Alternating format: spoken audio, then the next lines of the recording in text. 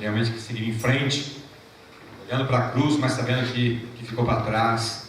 Deus já tratou de gerar para nós uma nova oportunidade. Queridos irmãos, para a nossa meditação nessa noite, abra vossas Bíblias em Romanos, carta de Paulo aos Romanos, no capítulo 12.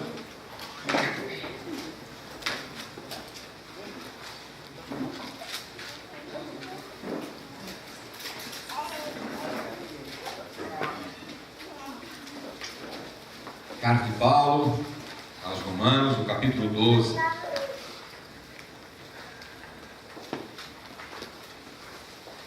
Nós vamos ler do versículo 1 até o versículo 8.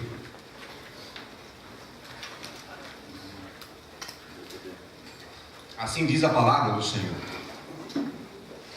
Rogo-vos, pois, irmãos, pelas misericórdias de Deus, que apresenteis o vosso corpo por sacrifício vivo, santo e agradável a Deus, que é o vosso culto racional. E não vos conformeis com este século, mas transformai-vos pela renovação da vossa mente, para que experimenteis qual seja a boa, agradável e perfeita vontade de Deus. Porque pela graça que me foi dada, digo a cada um dentre vós, que não pense de si mesmo além do que convém. Antes, pense com moderação, segundo a medida da fé que Deus repartiu a cada um.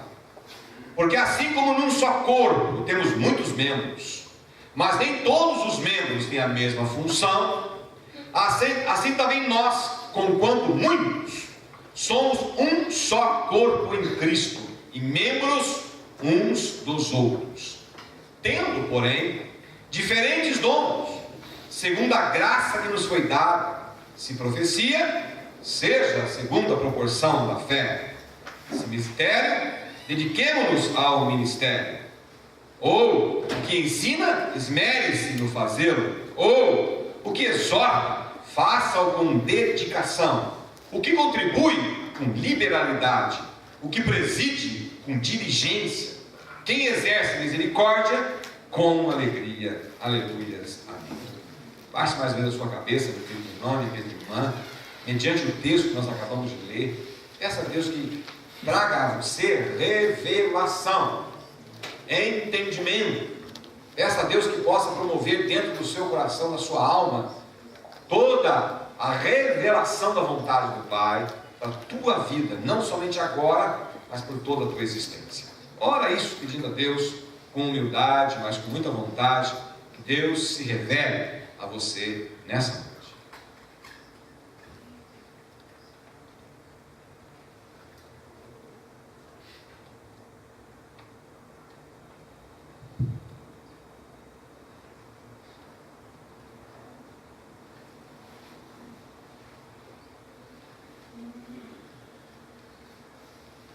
Jesus amado, nosso Deus querido, nós estamos aqui agora, Senhor, diante da Tua Palavra, com toda a reverência, com todo o respeito, com toda a expectativa, de que o Senhor falará ao nosso coração de maneira direta, de maneira que nós venhamos a compreender os mistérios a serem revelados pelo Senhor nas nossas vidas, na vida da Tua igreja.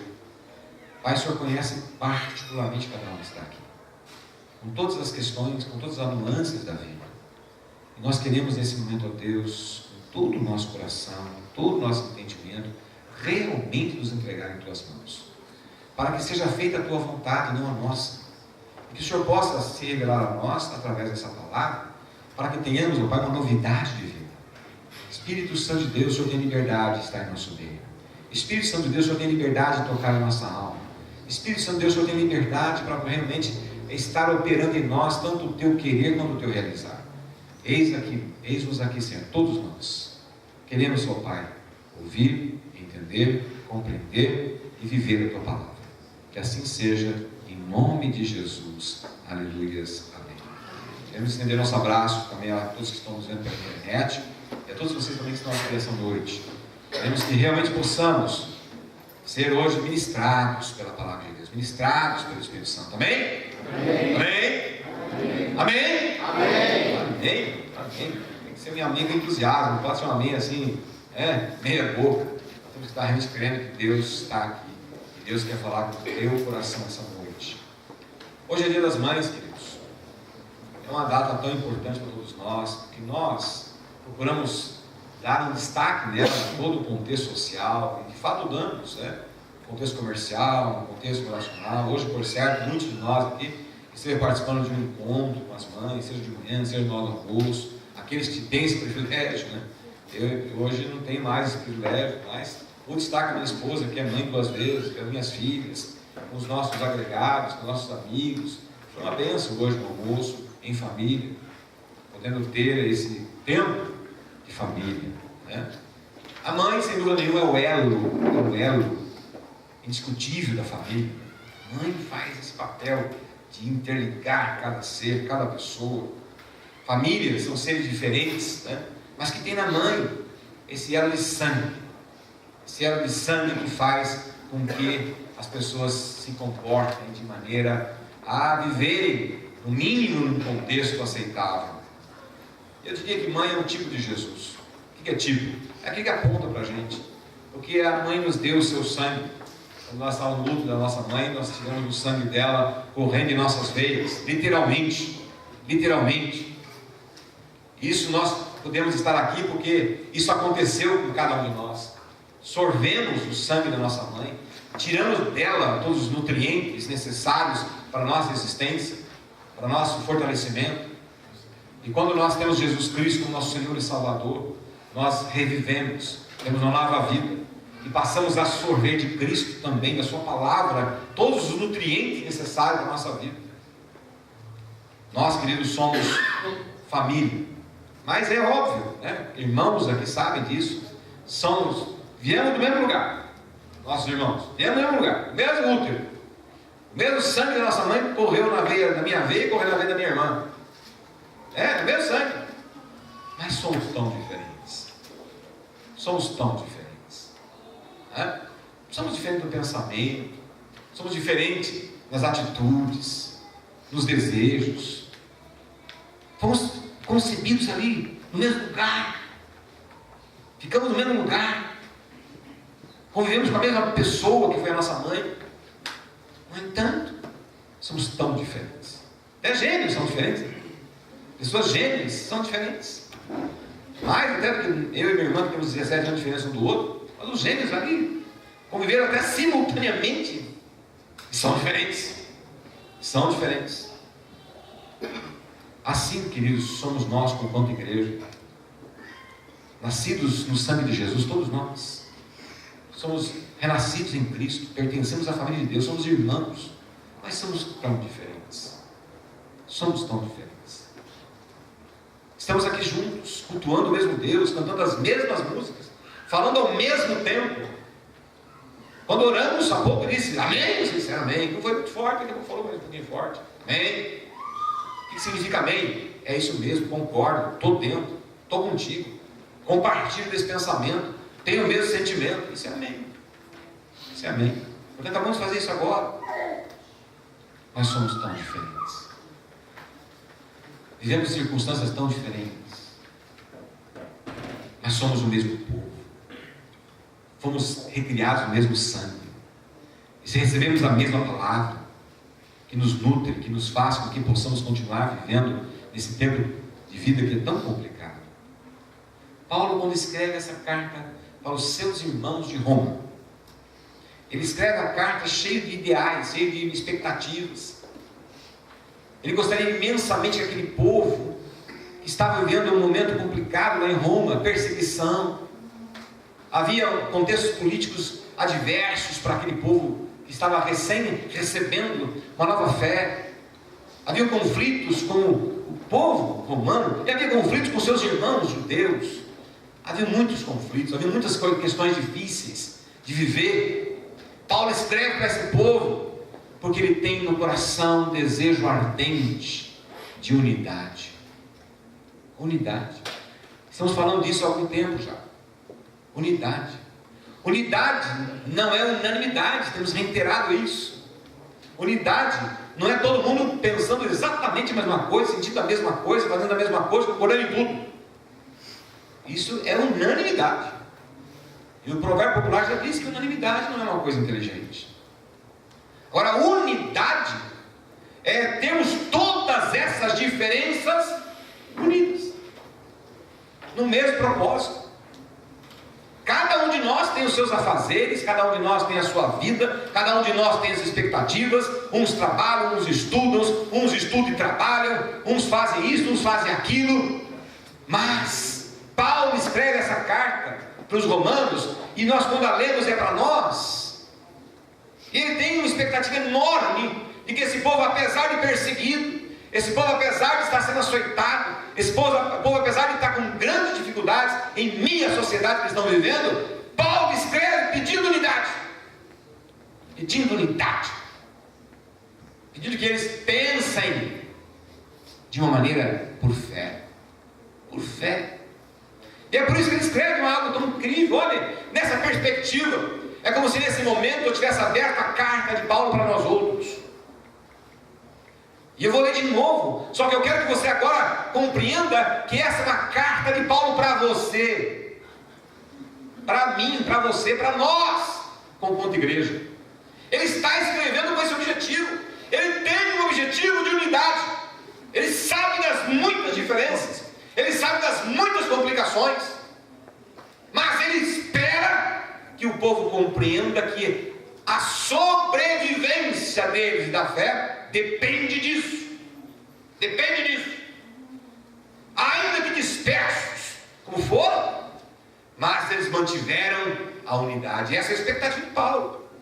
Não importa onde você vá, não importa o que você vai fazer segunda-feira, terça, quarta, quinta-feira, se você tiver entendimento da unidade, você vai ser um vitorioso, como eles foram. Como eles foram. Então essa carta que Paulo está nos mandando essa noite tem esse propósito de unidade, propósito de despertamento de fé, despertamento de que, apesar das lutas, apesar das contrariedades, apesar de todas as circunstâncias complicadas que nós estamos vivendo, existe esperança. Existe esperança. Há grande possibilidade de vitória, mas não a vitória do âmbito humano, mas a vitória de Deus na tua vida, na minha vida, na tua família, na minha família e nessa igreja.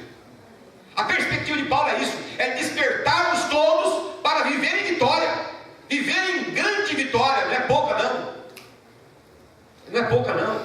Nós que estamos hoje de camarote, olhando para a história, sabemos que este povo que ele mandou essa carta, venceu o império que os perseguia. Este povo, porque entenderam, porque compreenderam a questão da unidade, a questão da fé e mais a questão do exercício desta unidade e do exercício desta fé e dos dons, este povo venceu o império. De perseguidos, passaram a ser realmente a religião de todo o Império Romano, a cristã. Portanto, nós hoje, porque estamos vendo a história de um lugar favorável, podemos dizer, isto realmente é verdade. Mas, o que é maravilhoso, que esta palavra não é uma palavra que ficou exclusivamente para aquela época. Esta palavra é palavra para todos os dias, de todos os tempos. Portanto, para nós outros, aqui e agora. E Paulo está dizendo para você e para mim, está dizendo para a tua família, para a tua casa e para esta igreja. Ele começa dizendo de maneira contundente.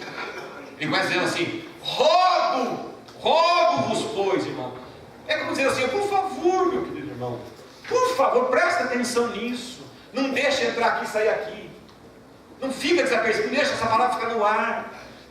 Presta atenção. Ele começa: rogo-vos, irmão. E vai mais além. Pelas misericórdias de Deus, ele vai mais além. Ele quer que você preste tanta atenção. Ele fala assim: ó, eu te rogo, por favor, presta atenção. Pelas misericórdias de Deus, presta atenção. Presta atenção. Que você apresente o seu corpo por sacrifício vivo. E quando ele faz essa referência, ele está fazendo referência do sacrifício que o povo fazia para agradar a Deus, para pedir perdão a Deus, que era matando um animal, derramando o seu sangue, para que através desse sangue eles fossem perdoados, eles fossem levados a uma vida de prosperidade. Ele está dizendo assim, rogo-vos, pois, que apresente o seu corpo em sacrifício, mas vivo. Não é morto não, vivo. Apresente o seu corpo vivo. Ou seja, apresente a sua vida a Deus. Apresente a sua vida. Sai do espaço comum que você tem, de uma vida conformada com esse século. Ele vai dizendo isso, né? Apresente a sua vida a Deus. E não te conforme com esse século. Ou seja, você não fica conformado com a cultura que está aí. Que cultura é essa? Que diz que ele tem que ter uma religião. E isso está bom. Está legal assim. Você não precisa se envolver com nada. Basta você ter uma religião, ir domingo na igreja, e está tudo resolvido. Isso é o que o mundo diz. Isso é o que o século diz.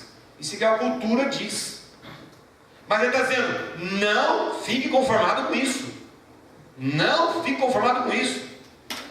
Pelo contrário, ele diz, é necessário que você transforme a sua mente. Que você renove a sua mente. Renovar significa o quê? Fazer de novo. É necessário que você renove a sua maneira de pensar. Você tem que renovar a sua cabeça, seus conceitos a respeito da tua vida. É isso que ele está dizendo. É necessário que você possa reavaliar a sua vida. Porque do jeito que está, não está bom. É isso que ele está falando. Porque se estivesse bom, não precisava falar. Está dizendo que nós temos que renovar a nossa vida. Reconsiderar o fator vida. É isso que ele está falando. Para que você possa, fazendo isso, experimentar qual seja a boa, agradável e perfeita vontade de Deus. Quando você fizer o exercício de reflexão de como deve ser a sua vida, como deve ser o procedimento da sua vida, como você deve colocar a sua vida em funcionamento segundo a vontade de Deus, então você vai realmente encontrar uma vida boa, agradável e cheia da presença de Deus. Isso é o que ele está nos chamando.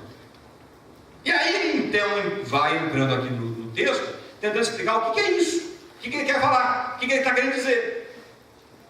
Por quê? Ele vai dizendo, porque pela graça que lhe foi dada, digo a cada um dentre vós que não pense em si mesmo, ou seja, não fique com os seus pensamentos, não fique deixando os seus pensamentos dominar a tua vida, não fique deixando os pensamentos da cultura secular aí fora dominar a tua vida, nortear a tua vida, definir o teu padrão de vida.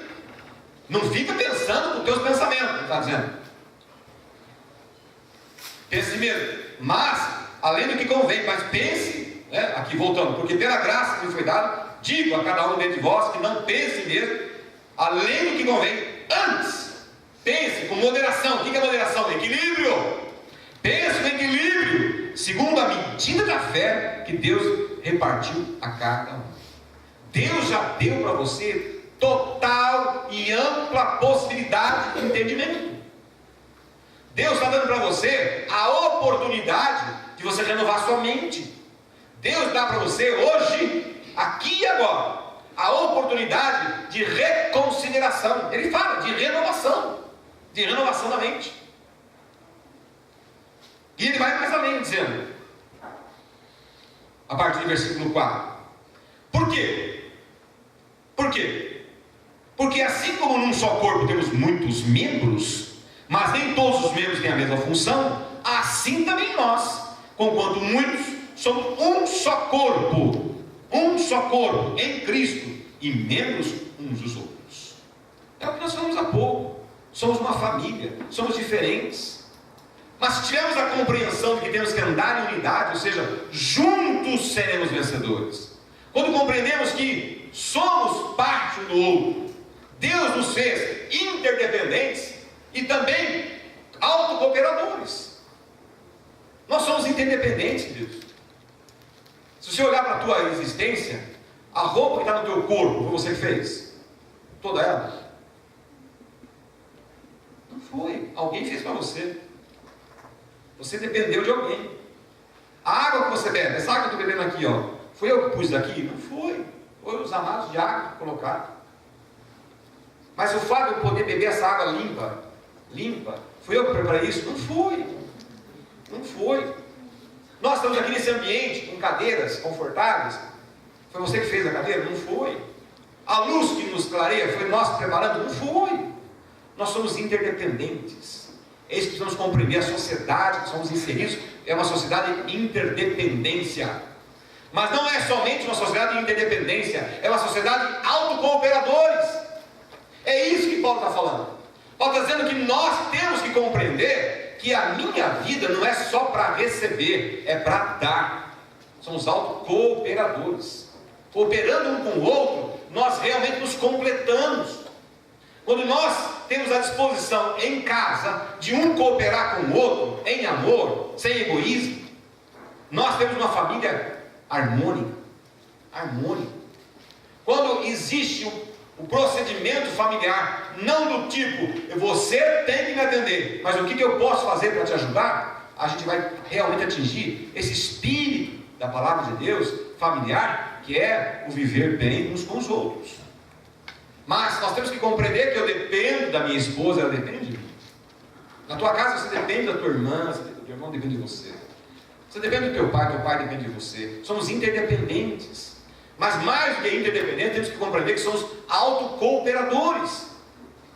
Cooperando uns com os outros. É isso que Paulo está chamando a atenção. Paulo está dizendo, vocês estão debaixo de grande perseguição, vocês estão debaixo de grande dificuldade, mas compreendam que o reino de Deus, a igreja, a vida familiar, precisa ser compreendida a partir do pressuposto que somos interdependentes e autocooperadores. Quando entendemos isso, então nós poderíamos realmente ter uma vida muito melhor. Muito melhor. Você já passou por a experiência? Faz isso em casa hoje. Pega a sua mão direita, amarra atrás e lava a mão esquerda sem a mão direita. Ou vice-versa. Lava a mão sem a outra. Você vai até conseguir, mas vai ser uma luta tremenda. E desnecessário. Porque você tem a outra. E fica tão fácil lavar a mão quando uma ajuda a outra. Lava o rosto só com uma mão. Ou lava o rosto sem as duas mãos. Bota o rosto debaixo da pica da água ali, tenta lavar. Passa sabonete no rosto sem as mãos. Amados, quando a gente compreende que ele fala aqui do corpo, o corpo é uma unidade, mas é uma unidade interdependente e autocooperadora. Fecha os olhos, dá 4, 5 voltas sozinho, 4, 5 voltas, só bem fechado, e sai na sua casa pegando as coisas. Vai dar algumas caneladas até você conseguir pegar o prumo. Porque os olhos cooperam com as mãos cooperam com os olhos. É isso que Paulo está falando aqui, versículo 5. Assim também nós, quanto muitos, somos um só corpo em Cristo, membros uns dos outros. Tendo, porém, diferentes dons, segundo a graça que nos foi dada. Unidade, fé e dons, que é o que nós estamos falando aqui vários domingos. O que nós estamos tentando despertar você? Para que você compreenda e entenda que se nós vivermos juntos, se nós tivermos uma igreja junta, que vamos trabalhar juntos, aonde cada um faz o que tem que fazer, seremos mais do que vitoriosos em Cristo Jesus. É isso. Quando nós lemos a passagem bíblica que diz assim, é em Cristo somos mais do que vitoriosos, não é porque Cristo vai dar um monte de vitória para você, pura e simplesmente, sem nada você fazer. O que ele está dizendo é que quando nós em Cristo, pela fé em Cristo, a fé o que é? Eu compreendo que algo pode acontecer amanhã a partir da minha fé. Mas não basta sentar numa cadeirinha e ficar, Deus me abençoe, manda aqui dinheiro, toda a solução para mim, papai. Manda tudo para mim, sentar numa cadeira em balanço, não vai acontecer nada. É preciso ir, é preciso avançar, é preciso estar juntos, é preciso um apoiar o outro. Igreja é isso. Se nós compreendermos que nós juntos podemos fazer um trabalho maravilhoso, então seremos fortes. Seremos um exército. Não podemos ser individualistas. O grande mal do século XXI é esse espírito terrível que foi derramado sobre a sociedade, dentro das igrejas, inclusive do individualismo. Eu, você, cada um na sua, e cada um cuida da sua vida, e você não me importuna, eu não te importuno, eu não te visito, você não me visita. E assim cada um na sua, e vão viver na vida. Nos encontramos aqui no domingo à noite, cantando, orando, batendo palma, falando de Jesus, mas cada um vai embora e cada um cuida da sua vida. E ponto, acabou, e assim tá bom, e não muda isso porque isso assim tá bom. Isso é individualismo. E esse individualismo tem feito com que nós fiquemos fracos. Tem feito com que a igreja seja uma igreja fraca. Uma igreja que não faça a grande mudança que fez essa igreja que Paulo escreveu a carta. Mudou todo o império, mudou toda uma sociedade. Mudou.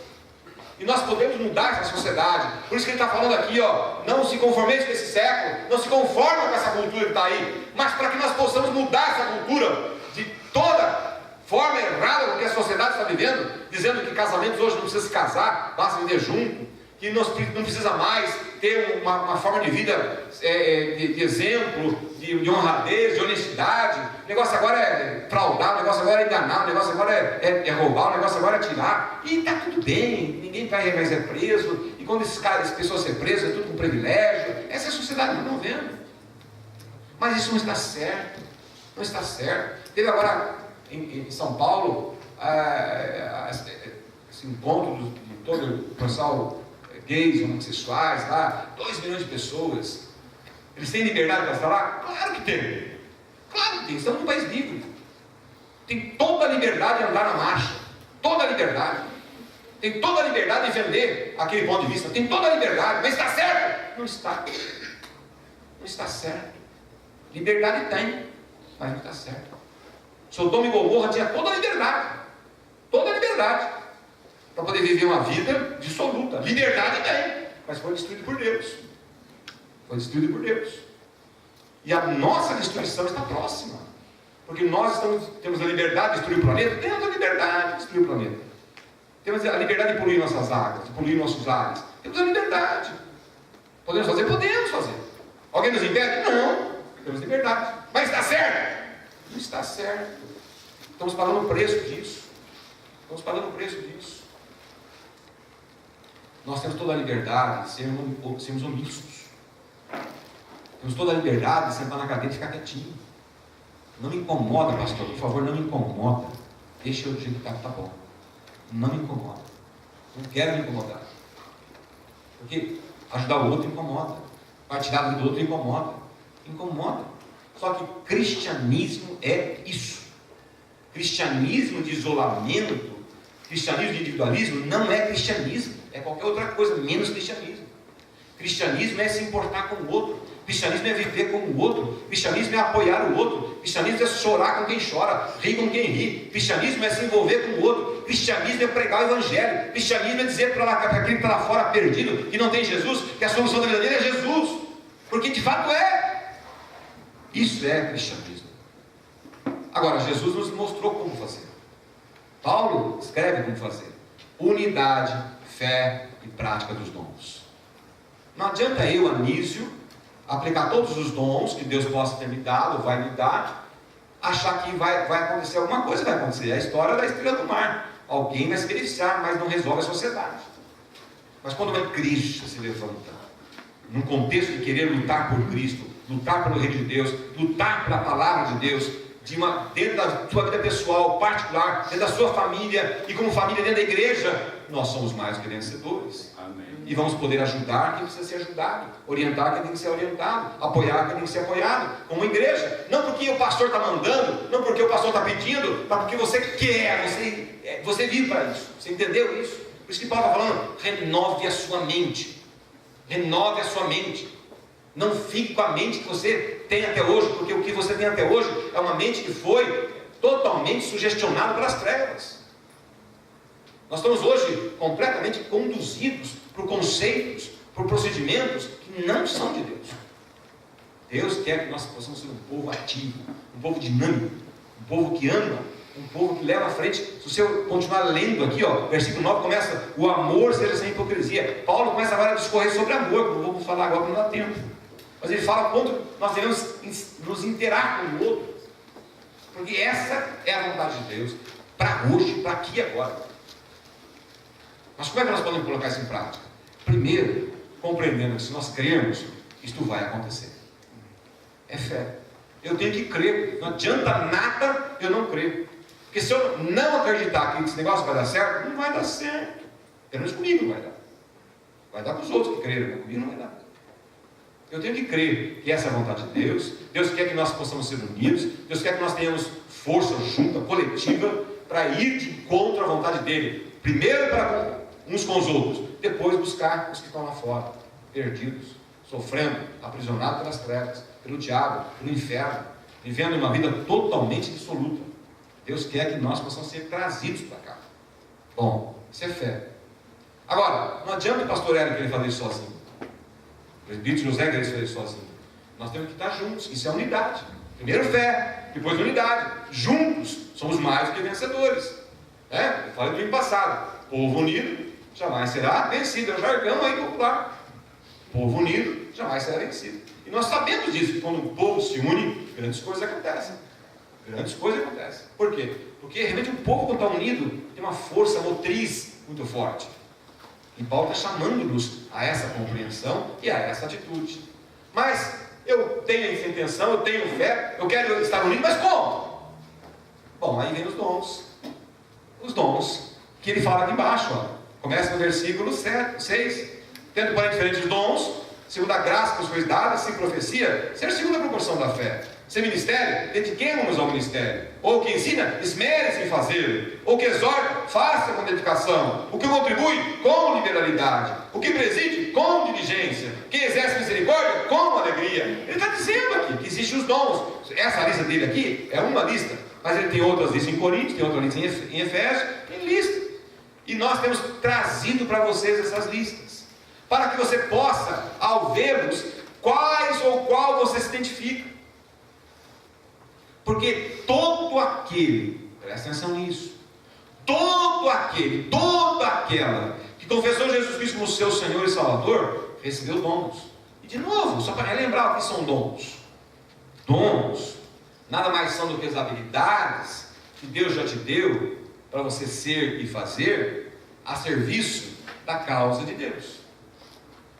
A serviço da causa de Deus. A serviço dessa propriedade, estamos falando aqui de um ajudar o outro. Então, dons são habilidades, qualificações que Deus te deu. Ele diz aqui, é Deus que dá. Deus te dá isso para que você possa ser e viver por Deus e para Deus no meio do povo. Essas habilidades, essas qualificações que Deus dá para você, aqui deu para você, para o outro é outra coisa, para o outro outra coisa, para o outro outra coisa. E é na somatória dessas diferentes dons que somos um corpo. Por isso que ele fala aqui de corpo. Diz aqui, somos um corpo. Corpo. Mãos, pés, cabeça, membros, mas ainda que com diversidade, somos um só em Cristo. Então, dons nada mais é do que as habilidades que Deus está distribuindo no meio do povo, para que o povo, no exercício desses dons, possa operacionalizar a causa, a batalha, a luta, a vitória. E Deus é tão bom que Ele diz assim: eu quero que você trabalhe no reino de Deus, naquilo que você é bom, naquilo que você gosta. Você não precisa trabalhar naquilo que você não gosta, naquilo que você não se sente bem. Mas eu quero, diz Jesus, eu quero que você se identifique no reino de Deus, na igreja, na família, com aquilo que você gosta, aquilo que você sente bem, aquilo que você sabe que você produz legal. Você não faz por esforço, por peso, você faz porque você quer fazer. Agora, isso que você tem não é obra tua, é Ele que te deu. Mas a maioria de nós não reconhece isso. Não reconhece não porque não queira, às vezes, porque não entende, não compreende, não tem a identificação. Então nós estamos trabalhando aqui esses dias, mostrando para você os 30 dons que a Bíblia coloca, pelo menos alguns deles, para que você, olhando, se identifique. E ao se identificar, comece a pensar: Deus, tá bom, essa parte aí eu gosto, isso aí eu gosto. Tem pessoas que têm o dom de ser professor, que vem aqui dar aula para as crianças, dar aula para os adultos, e se gosta disso. O outro já diz assim: se eu tiver que falar, estou perdido, eu não consigo, não sei. Então, você não tem o dom de ser professor, mas o outro tem. O outro já tem o dom de tocar um violão, cantar. Outro já cantava: se eu for lá em cima cantar, vai dar um problema. Mas quem tem o dom canta. O outro já tem o dom de estar servindo o outro, aí no trabalho, na porta, na igreja, no fundo. Outros já têm o dom de dar conselhos, começa a conversar, tem uma palavra de conselho. Outro já tem o dom de misericórdia, de ajuda. A pessoa está tendo aquela dificuldade, aquela outra, ele já lá está pronto para ajudar. Outro tem o dom de contribuir. Olha, eu não sei lá para a África, mas quer dizer uma coisa? Tem alguém que quer ir? Tem. Eu dou o dinheiro para ir. Contribui. Outro tem o dom de contribuir com a igreja. Olha, a igreja tem feito, vocês viram uma sacola agora há pouco ali, nós estamos contribuindo com o hospital evangélico.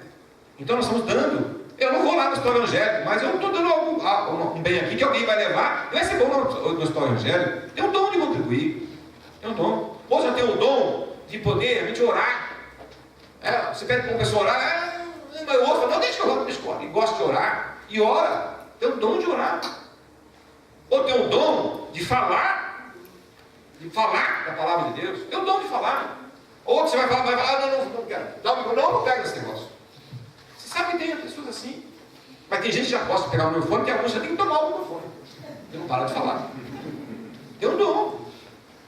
Já tem o outro que é o dom de falar de Jesus. Todos nós somos chamados para falar de Jesus. Todos nós.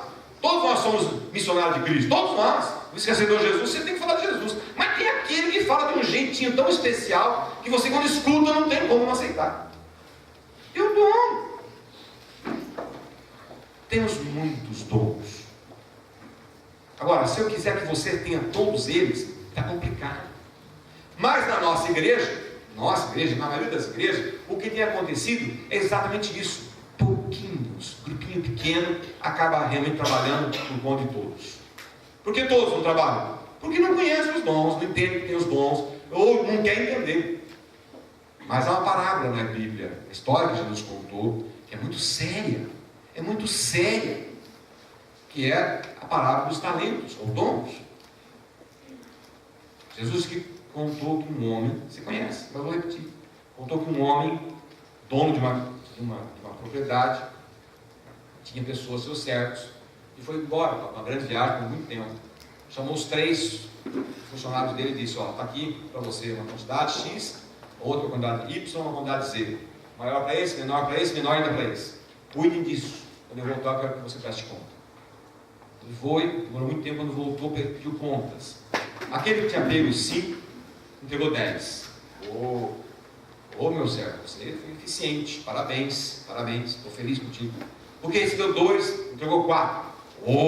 Parabéns, meu servo, parabéns. Você recebeu 2 dons, entregou aqui 4, você progrediu, parabéns. E o que recebeu 1? Senhor, eu entendo e sei como o Senhor é um Senhor severo. Com medo de fazer um negócio meio complicadinho aí e perder, eu enterrei no fundo do quintal. O Senhor chegou hoje, eu desenterrei, está aqui o seu dom. Do jeitinho que você me entregou, eu estou entregando. Servo ruim, infiel, displicente.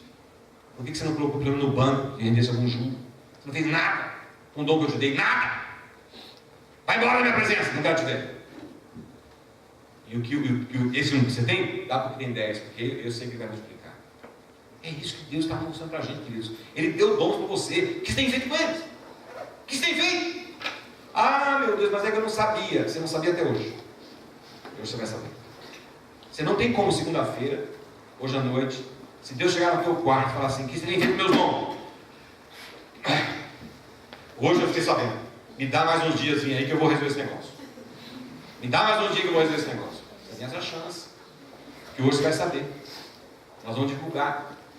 E onde você se enquadrar, onde você se enxergar, você precisa ter a consciência que Deus está falando com você. Agora, você vai receber um papel daqui a pouco. A lista desses dons.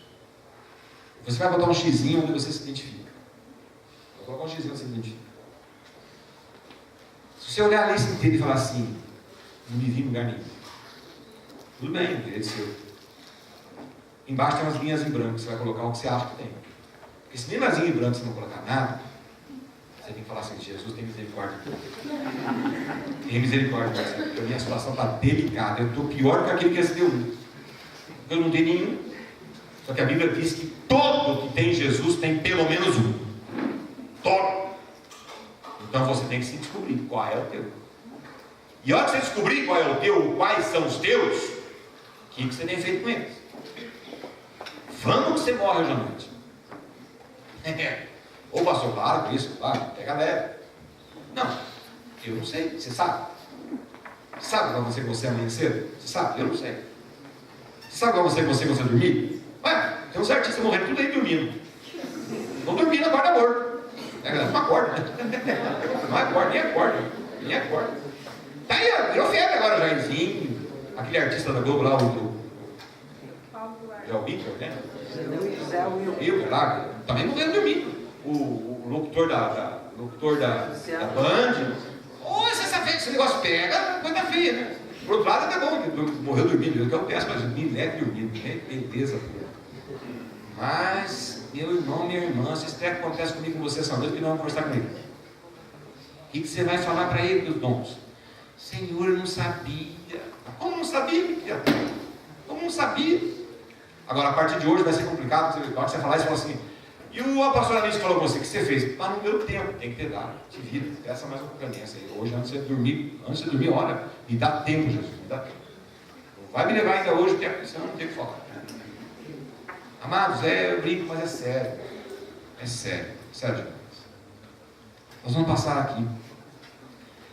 Joga lá para nós aí. Domingo passado nós passamos a metade. Hoje nós vamos passar. Esses que já passaram no domingo passado, quem não estava no domingo passado? Eu falo para ele, nossa igreja é uma bênção. Eles combinam, hoje eu venho, você não vem, amanhã eu vou, você não vai. Então, quem viu vai ter que vir de novo. Eu tinha passado a metade dos dons. E agora completando a lista.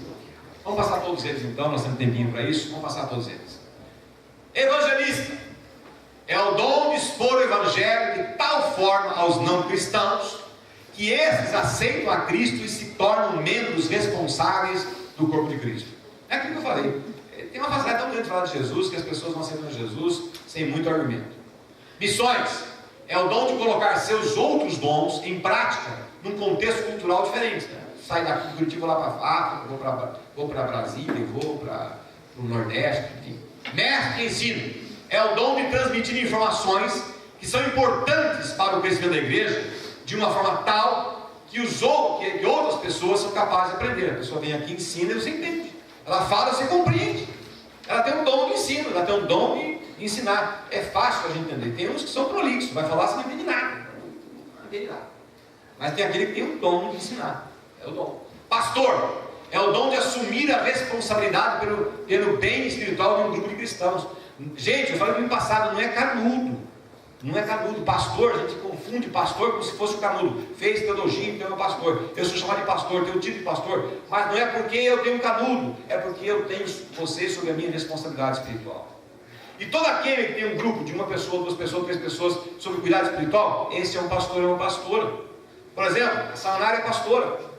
Por que ela é pastora? É pastora, sim senhora. Por que ela é pastora? Porque ela é líder de célula. Ela é líder de célula, é pastora. Pastor, na igreja não tem pastor. Tem sim senhora, é pastor. Porque pastor não é título. É aquele que se coloca à disposição de um grupo para cuidar da vida espiritual. Você não faz isso? Então você é pastor. É dom de Deus. Assim, todo aquele que se coloca à disposição do Senhor para cuidar de pessoas no contexto espiritual, é um pastor, é um dom do pastor. Sério, exortação é o dom de aconselhar, encorajar e consolar, sempre visando o crescimento espiritual da pessoa. É aquela pessoa que tem o dom de aconselhar. Você traz um problema para a pessoa, ela tem uma palavra doce, ela tem uma palavra de ânimo, ela tem uma palavra de motivação, ela compreende, ela entende, ela te ajuda. Ela te ajuda. Essa é a exortação. Apóstolo é o dom de plantador de igreja. Hoje, muitos entendem que esse dom, de forma apostolar, deixou de existir após Jesus. Isso é hoje um pouco de conflito hoje em dia. Nós temos algumas denominações que são dirigidas por apóstolos. A gente entende que isso ainda é algo que não é muito correto, no sentido de ter apóstolo. Apóstolo é aqueles que andaram com Jesus. Esses foram os apóstolos. Paulo dizia, eu fui um apóstolo retardado, passou um pouquinho do tempo, mas sou apóstolo. E assim é. Nós, hoje, existem aquelas congregações, aquelas igrejas que se identificam como apóstolos. Bom, a gente não está aqui para criticar. Nós temos entendimento que apóstolos são aqueles que andaram com Jesus. Agora, a função apostolar é aquele que planta igreja. Não é um apóstolo. É um dom de apóstolo. Ele vai e planta igreja aqui e acolá. Esse é um apóstolo. Certo? Profecia é o dom de entregar a mensagem de Deus por meio do Espírito Santo ao corpo de Cristo, a igreja. Então, o que eu estou fazendo aqui hoje? Eu estou fazendo uma profecia para vocês. Há também a profecia, que é o Espírito Santo toca no coração de alguém para falar para outro a respeito do que Deus quer que fale aquela pessoa. Isto é algo também comum em algumas denominações. Nós entendemos que isso é parte integrante da presença de Deus na vida da igreja, todavia é algo também que precisa tomar muito cuidado. Tanto aquele que ministra a palavra, como que fala a respeito da vontade de Deus para outras pessoas. Línguas. É o dom de falar com Deus em uma outra língua, ou idioma. Normalmente se fala em oração em línguas. É um dom que Deus dá para a pessoa para falar com Deus. E a Bíblia explica muito bem, através de Paulo, que esse é um dom para autoedificação. E quando esse dom é proclamado na igreja, é sempre proclamado através de alguém que possa interpretar. E se houver e não houver intérprete, não fale no meio das pessoas. Então, o dom de língua é para autoedificação. Isso é algo que Deus dá. Tem gente que tem gente que não tem. Certo? Interpretação de línguas é outro dom. É o dom de interpretar as mensagens que Deus dá a outros em línguas estranhas de forma compreensível. Então, alguém falou em língua aqui, outro tem o dom de interpretar. Ninguém entendeu nada, mas aquela pessoa entende. Interpreta para a igreja.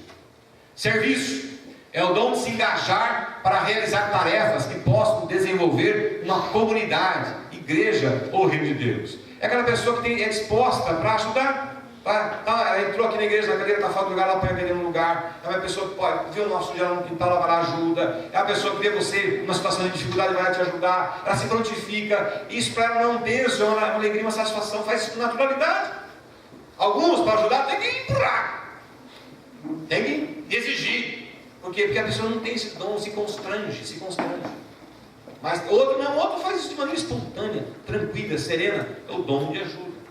Liderança é o dom de transmitir e guiar pessoas para trabalharem juntas em harmonia para alcançar os objetivos de Deus para a igreja de Jesus Cristo. Então, liderança é aquela pessoa que tem pessoas que o seguem, pessoas que o acompanham, pessoas que sabem que ele tem uma palavra de orientação, uma palavra de condução, quer bíblica, quer social, quer de grupo, mas que leva sempre para o crescimento da igreja, para o crescimento daquela família. É a liderança. Na família sempre tem um que lidera, que ele tem um aspecto natural de se fazer compreender, de se fazer ser seguido. É o dom de liderança. Socorro, misericórdia é o dom de sentir verdadeira empatia por pessoas com problemas e agir para ajudá-las com atos concretos.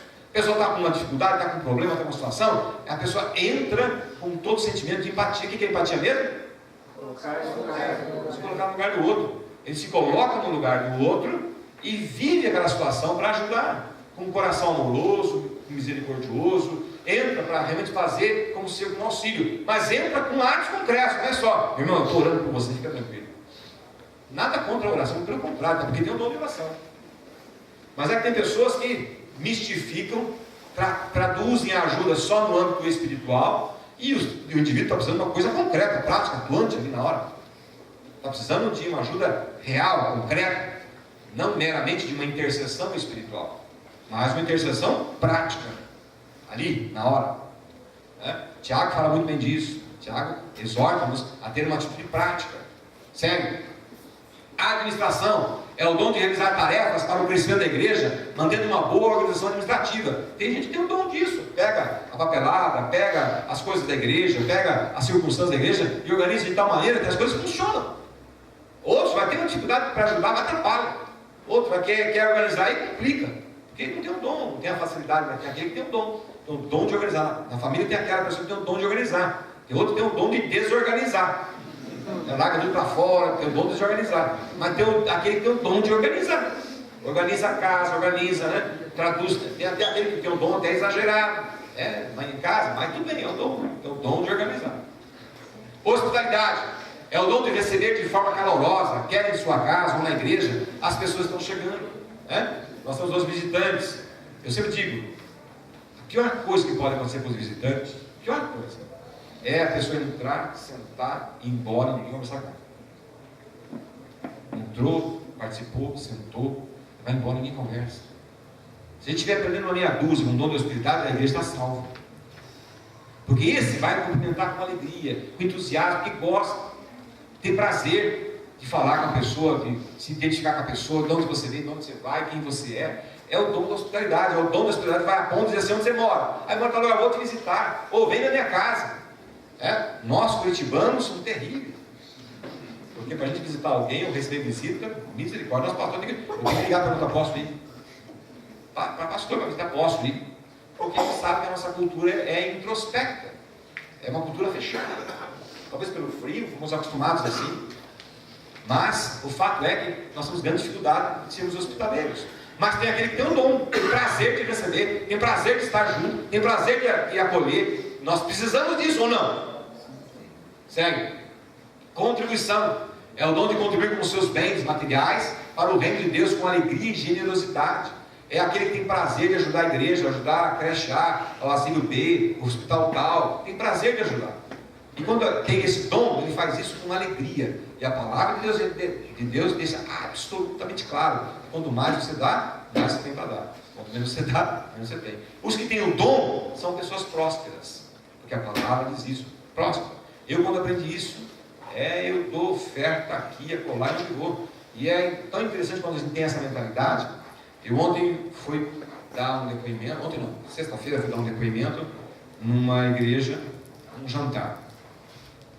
E ao terminar o jantar desta igreja, tinha umas 150 pessoas, que deu depoimento, terminamos e tal.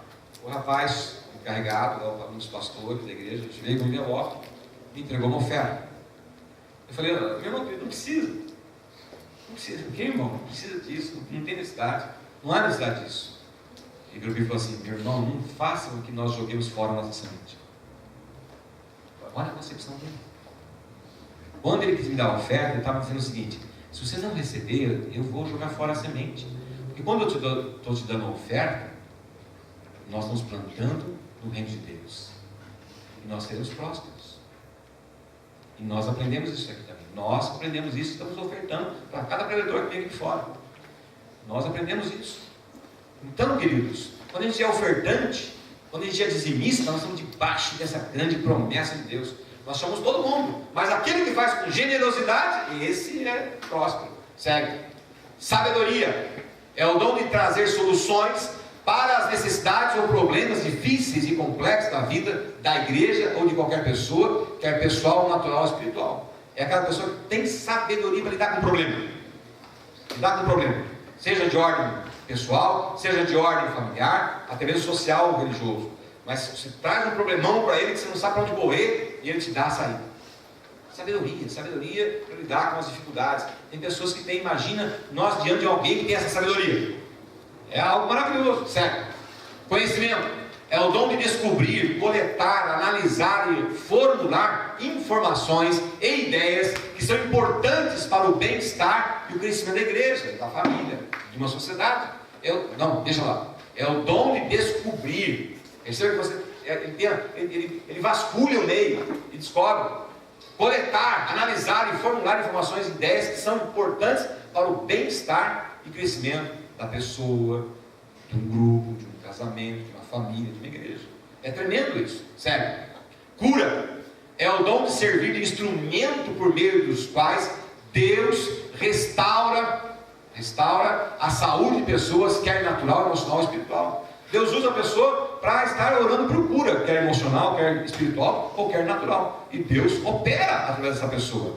Não é a pessoa que tem o poder, tem o dom de Deus para isso. Segue. Milagres é o dom de servir de instrumento por meio dos quais Deus faz coisas sobrenaturais, como quebrar as leis da natureza. Deus tem esse poder de gerar dom para que isso aconteça. Então, circunstâncias que estão acontecendo, que são mudadas por conta da oração de uma pessoa que tem esse dom. Segue. Libertação ou expulsão de demônios é o dom de libertar pessoas de possessões demoníacas ou até mesmo opressas, por meio de ordens para que saiam e parem de infernizar, dominar e destruir. Pessoas têm o dom de orar por pessoas que estão endemoniadas e o demônio vai embora. Os espíritos malignos vão embora. Seja da pessoa, seja de uma casa, de uma família. Tem o dom. Não que nós não podemos fazer, todos podem fazer. Mas tem gente que tem dom para isso. É o dom que Deus dá. Segue. Discernimento de espírito é o dom que faz discernir com segurança se um determinado comportamento que supostamente vem de Deus, na verdade tem origem divina, humana ou diabólica. Isso é tremendo, irmãos. É o dom que Deus dá para a pessoa perceber se o que está acontecendo ali, aquela conversa, aquela situação, vem de Deus ou não vem de Deus. E é algo que você não se explica. Você sente e sabe que aquilo não vem de Deus ou vem de Deus. Segue.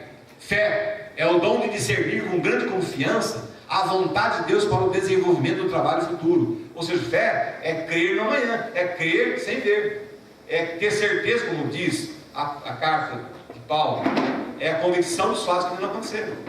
Segue. A habilidade humana é o dom de empregar suas mãos em trabalhos práticos de forma tal que a igreja é servida com isso. Ou seja, habilidades. É um bom marceneiro, é um bom ferreiro, é um bom cozinheiro, é um bom professor, é um bom trabalhos manuais que possa fazer, que tem desempenho frutífero no meio da igreja, no meio do povo, no meio da família. Segue.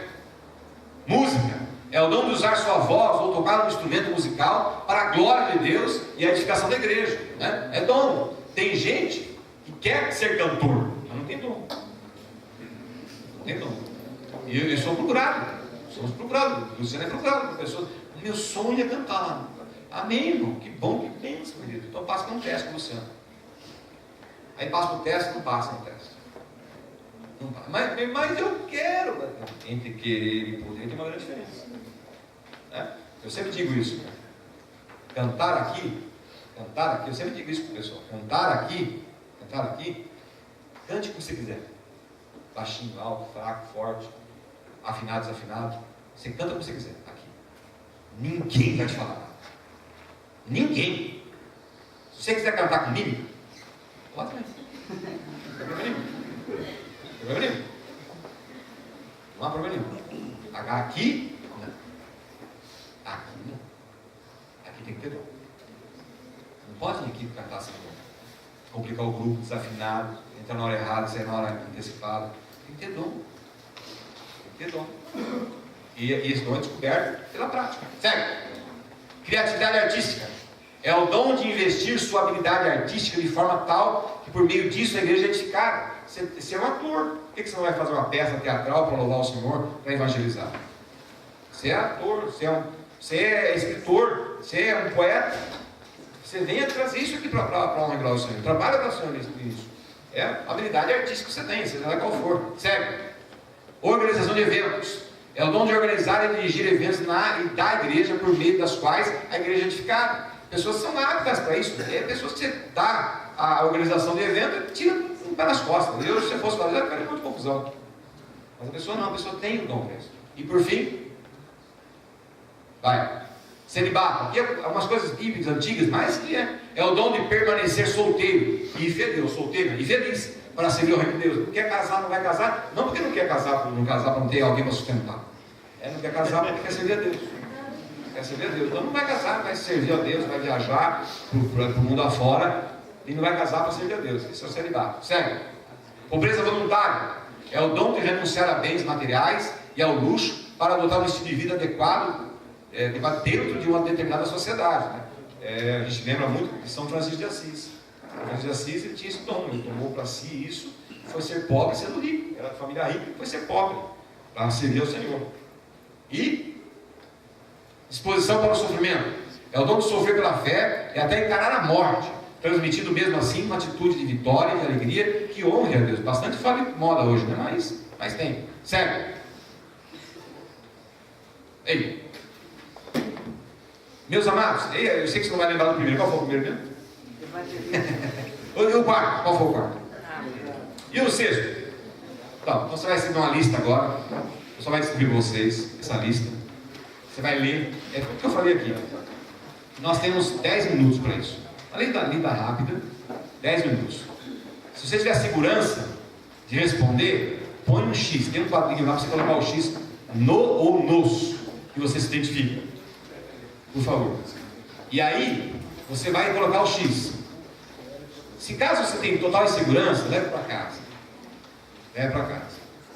Só que em casa, você vai fazer. E você vai fazer domingo que vem também. Você vai entregar para nós termos ver isso. Então, nesse momento, pode escrever isso. Pode escrever. Começa a escrever. Pode escrever. Amado, é imperativo que você possa realmente entender e compreender que Deus chama você hoje para compreender que há uma necessidade da tua vida à disposição de Deus. Há uma necessidade disso, né? Então você pode pegar esse papel, ler, calma. Se você já tem alguma coisa que você já identifica na hora, põe um xizinho. Se não, você pode levar para casa. E eu vou cobrar de vocês que tragam semana que vem. Tragam isso semana que vem. Como eu já vi que não vai ter caneta suficiente, se você tiver caneta de responder, bem, pode fazer. Se não, leve para casa. Leve para casa. Responda em casa com calma. Baixa oração.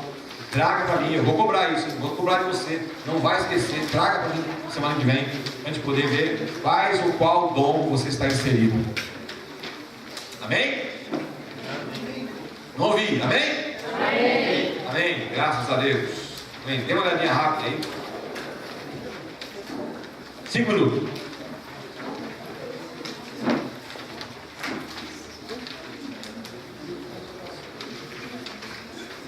Vamos fazer o combinado? Hoje tem a comemoração do Dia das Mães. Vamos fazer o seguinte: você vai levar para casa. Temos homenagem às mães. Então não vai dar tempo, o horário já está correndo. Vamos fazer o seguinte: leva para casa. Põe debaixo de oração. Não vamos responder agora não. Leva para casa. Põe debaixo de oração. Busca os seus dons. Dobra o papelzinho aí. Vamos continuar. Dobra o papelzinho. Busca os seus dons. Mas eu vou te pedir agora que você pegue o papel. Segura na mão. Pega o papel, segura na mão. E olhe agora em cima disso. Olhe você agora. Olha. Pega o papel, segura na mão. Olha. Peça a Deus revelação. Entendimento. Para você compreender qual ou quais são os seus dons. Pega o papel agora na mão. Olhe agora sozinho. Não vamos subir agora não, pastor. Não vai dar tempo, vou deixar para a semana que vem mesmo. O pessoal vai levar para casa. Obrigado. Mas pega o papel e olha agora. Não leia não, olha. Só quero que você olhe. Não deixe para ler depois em casa. Ore agora. Quero que você ore a Deus pedindo discernimento, orientação sobre esse papel. Vai levar para casa, que em seguida eu vou orar. Vou encerrando esse culto e vamos entrar na homenagem do Dia das Mães. Quero que você ore nesse momento, pedindo sabedoria.